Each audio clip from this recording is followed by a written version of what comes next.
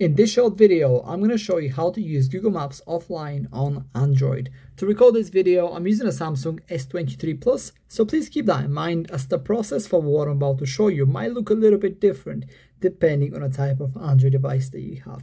So the first thing I want you to do is to open up your Google Maps, and then I want you to click in the top right corner of your screen on the profile picture. As you can see, mine is right here, so I'm going to tap on that.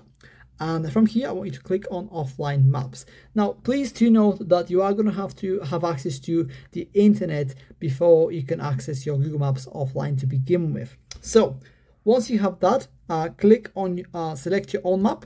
That way, you can basically select what part of the map you want to download for offline use. Unfortunately, you are not able to download the entire map of Google Maps because that would be too big. So in this case, as you can see, this is as big as they can get.